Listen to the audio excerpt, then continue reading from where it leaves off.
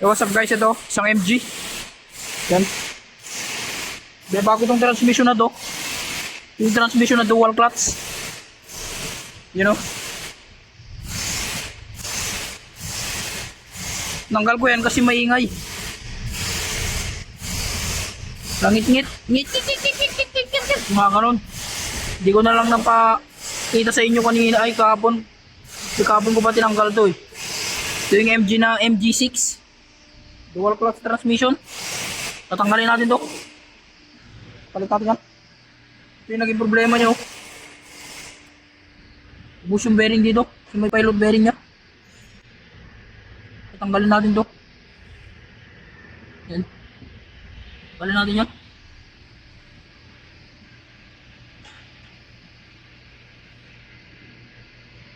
Tanggalin natin yung flywheel na yan. Pero kailangan magmarking tayo kasi mahirap na.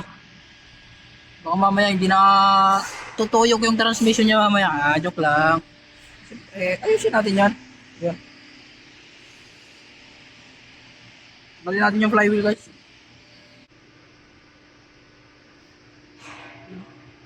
Tanggalan natin.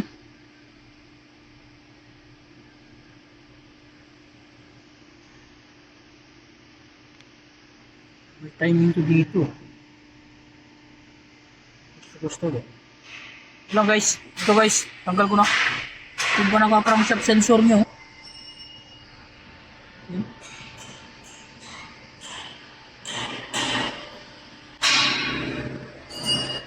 Tuloy natin yung bearing dito.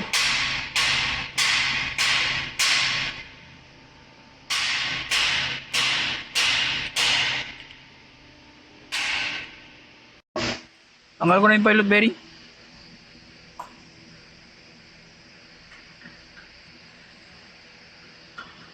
So, kailangan natin disassemble to kasi kailangan ko ma-check yung release bearing dito sa ilalim. Baka maingay din.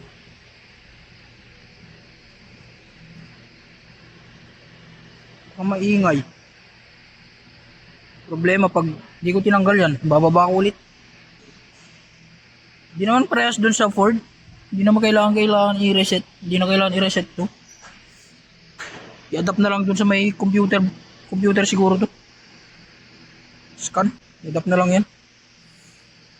Tagal natin to.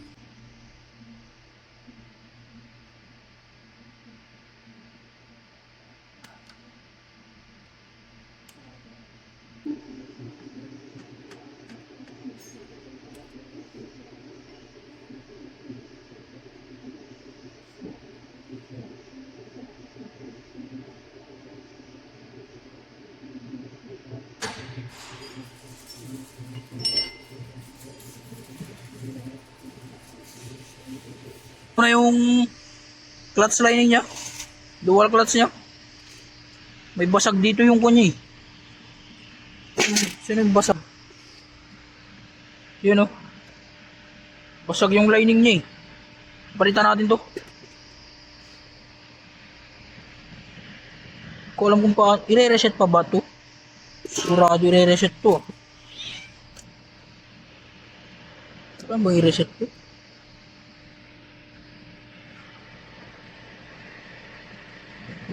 Hindi naman na. Yan. Tuloy nyo maingay oh. Oh. Palitan natin itong mga to. Release bearing na yan. Flywheel ito. Saka yung pilot bearing. Saan yung pilot bearing? Ito. Duro. Palitan natin yan.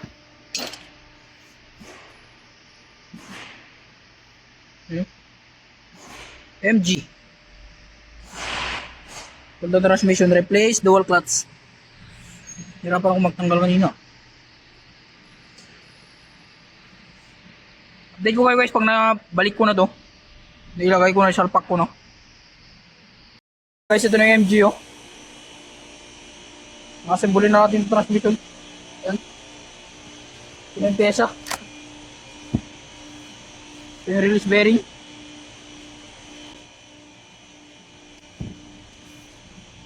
Yung mga gasket nya. Ay, yung seal clip. Yung pilot bearing. Ayo. Dual class assembly nya. Sinalpakan natin yan sa may transmission. Station guys.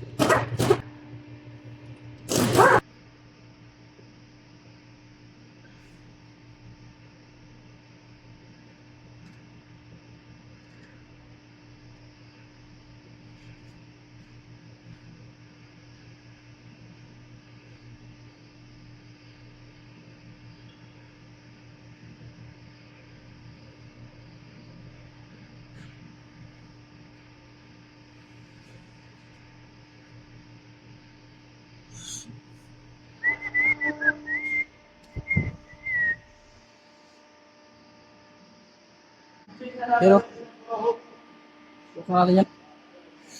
Press na lang natin.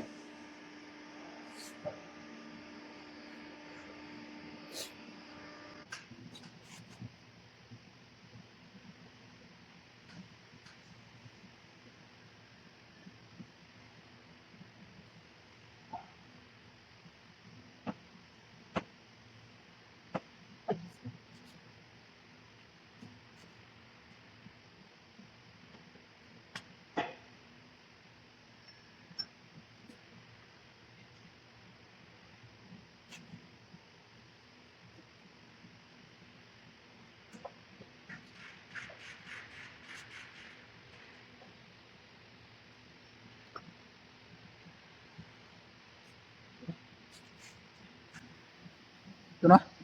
Press ko na. Ayan o.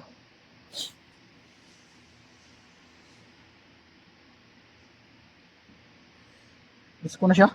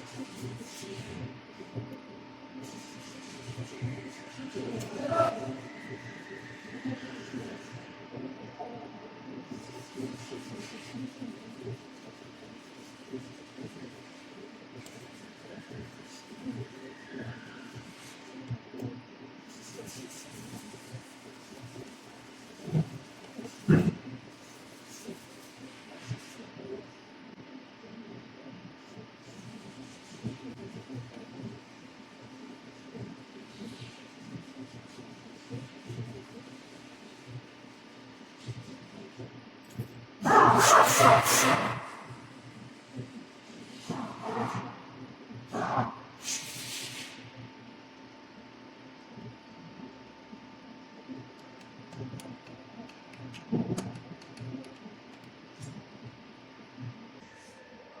na yan.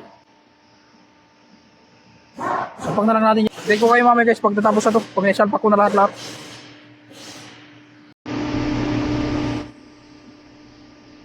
Pero guys, salpak ko na lahat. Yan. Salpak ko na yung transmission. Buo ko na. Start na lang natin. Yan. MG. MG6 na trophy. Start natin.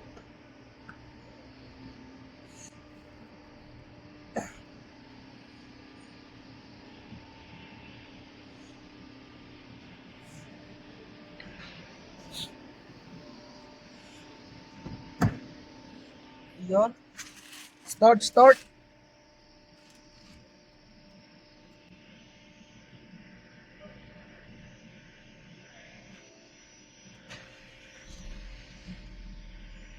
Ayun o.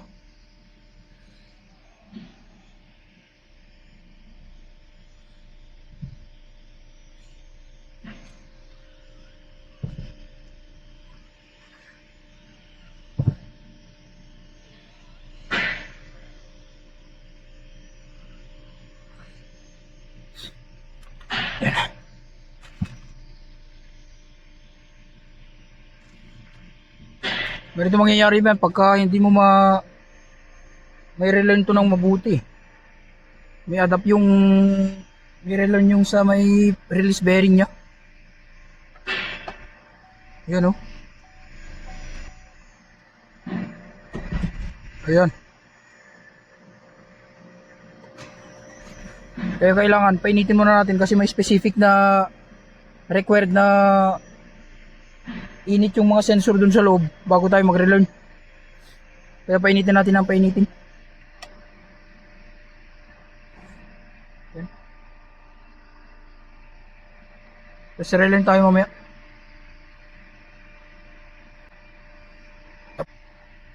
Ayan. Salpak lang natin yung cover dun sa baba para uminit. Saka tayo mag-relearn mamaya. Kasi papakita ko sa inyo mamaya kung paano i-relearn to. So may transmission niya. Gamit yung util, yung scanner. Kaya update ko kayo mamaya guys. Pero maandar na yan, no? Maandar na yan. Painitin lang natin yung transmission.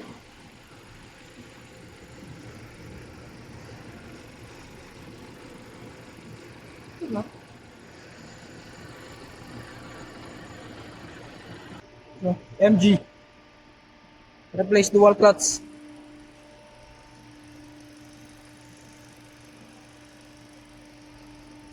Painitin lang natin ang painitin.